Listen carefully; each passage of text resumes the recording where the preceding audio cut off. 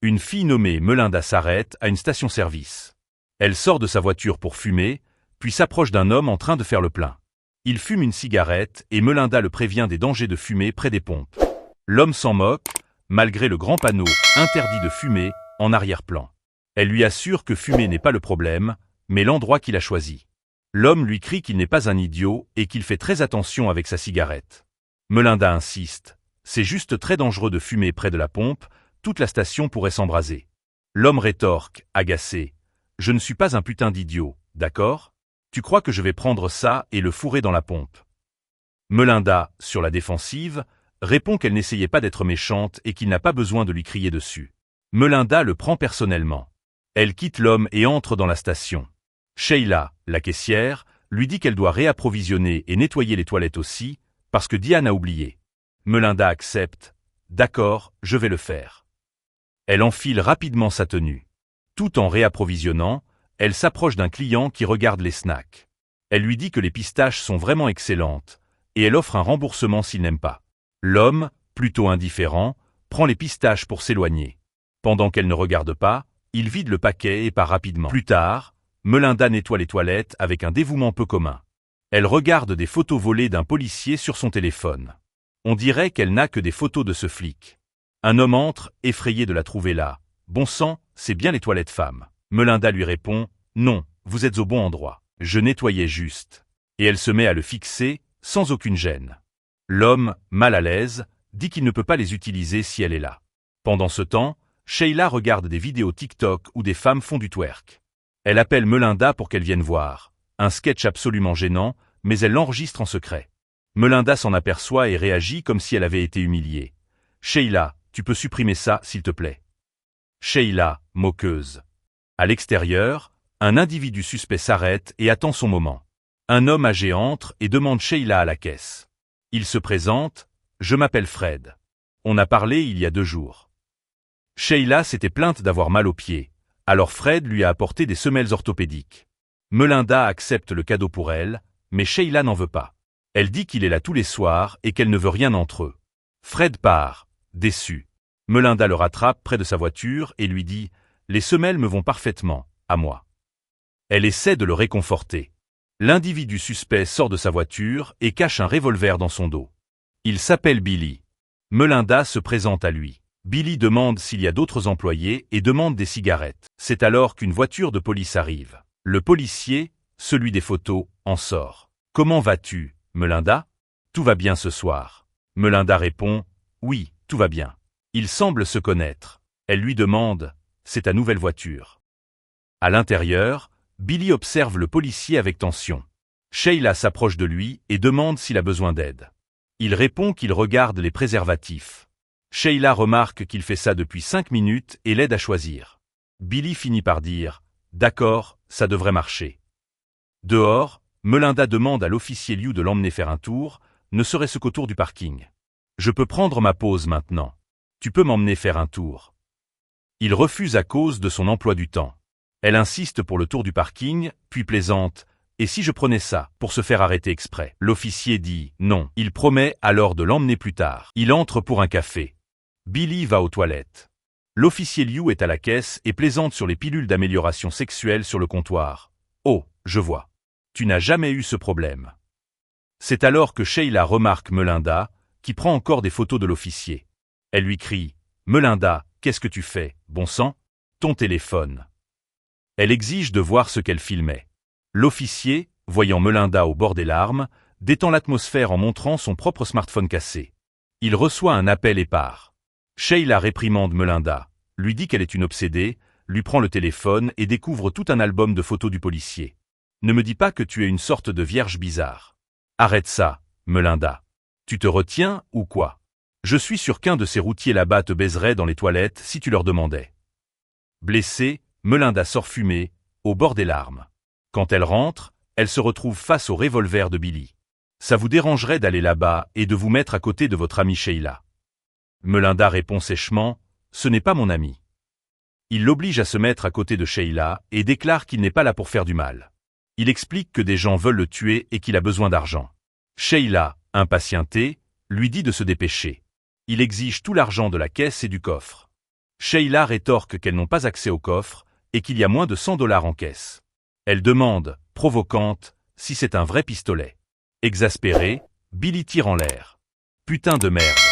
Melinda, tu peux dire à ton ami d'arrêter d'être aussi putain de difficile. Melinda répète, ce n'est pas mon ami. Billy menace. Sheila, changeant de ton, demande si l'argent suffira à payer sa dette au motard. Elle décide de l'aider. Il y a plus d'argent dans le coffre. Je peux le prendre pour toi. J'y vais. Combien il te faut? La totalité. D'accord. Elle empare l'argent. 2 clients entrent. Chut, fait Billy. Il ordonne à Sheila de rester calme. Melinda, elle, se regarde dans le miroir et déboutonne son chemisier pour séduire Billy. La tension monte car Sheila ne peut pas rendre la monnaie. Le client demande son chemin. Sheila lui écrit un mot, y ajoutant d'appeler le 911. Alors qu'elle tend le papier, Melinda apparaît, le froisse, et donne des directions fausses au client. Prenez simplement la 18 vers l'est et vous y serez dans environ 20 km. Une fois seule, Billy demande le sac. Melinda hésite et lui demande où il va. Elle veut partir avec lui. Je peux venir avec toi? S'il te plaît, tu peux m'emmener? Billy, abasourdi. Tu es folle? Tu es sérieuse? Oui, répond-elle. Ils se disputent pour l'argent. Melinda refuse, vexée. Je viens de t'ouvrir le coffre. Tu n'aurais pas eu cet argent sans moi. La dispute devient physique, Billy finit par prendre le sac. Sheila le traite alors de lâche. Tu as de la chance que mon copain ne soit pas là. Il a des armes, lui aussi. Et il a certainement une plus grosse bite. Alors prends ton argent et casse-toi d'ici comme une petite merde. Billy perd son sang-froid, la traîne de derrière le comptoir, ordonne à Melinda de fermer et de lui donner son téléphone. Ils vont à l'arrière. Melinda, déçue, reboutonne son chemisier.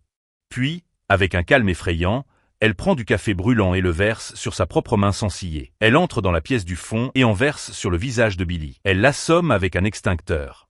En tombant, Billy tire par accident, tuant Sheila. Billy se réveille, attaché à une chaise. Melinda a nettoyé et enroulé le corps de Sheila dans une bâche. Il dit qu'il ne voulait tuer personne. Elle s'assied devant lui. Pourquoi tu ne m'as pas emmené? Elle lui en veut d'avoir choisi Sheila. Au lieu de partir avec moi, tu as décidé de rester et d'essayer de coucher avec elle. Billy argue qu'ils sont complices maintenant et qu'elle peut lui faire confiance.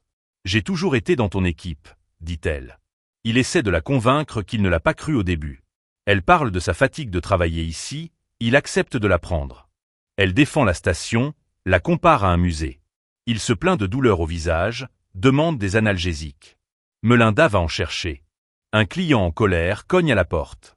Agacée, elle prend aussi des pilules d'amélioration sexuelle et des préservatifs. Elle donne les mauvaises pilules à Billy et baisse sa braguette. Elle lui dit qu'elle sait qu'il ment, qu'il va la tuer, mais qu'elle est d'accord. Elle lui bande les yeux et tente de le violer. Il se libère et s'assomme en heurtant une étagère. Melinda sort avec l'argent, désorientée. Elle ouvre enfin au client qui se plaint de l'heure de fermeture et du manque de café. Elle pointe le pistolet sur sa tête, sans qu'il le voie, puis repose l'arme, éclate en larmes et le supplie de la laisser seule. Il appelle le 911. Perry, le petit ami de Sheila, arrive. Il la cherche. Melinda dit qu'elle est partie. Son téléphone sonne par terre. Devenu suspicieux, il l'interroge. Melinda dit qu'elle est partie avec un gars dans un motel.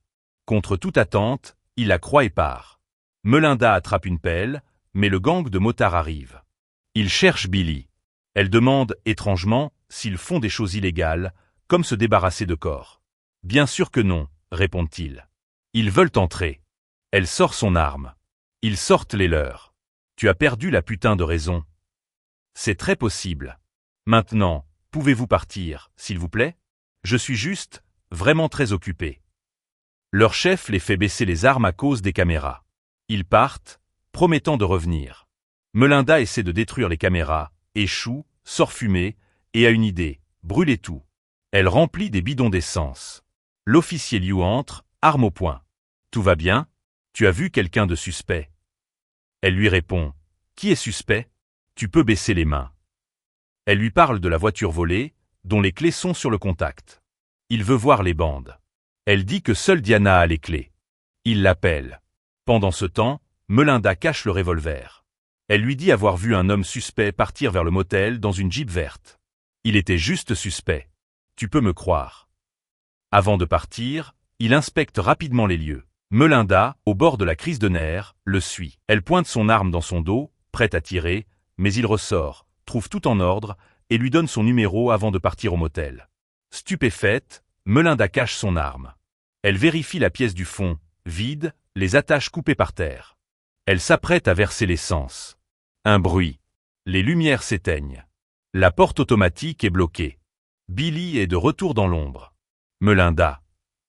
Elle le prévient, il y a de l'essence par terre. Elle menace de tout brûler. Perry revient, frappe à la porte.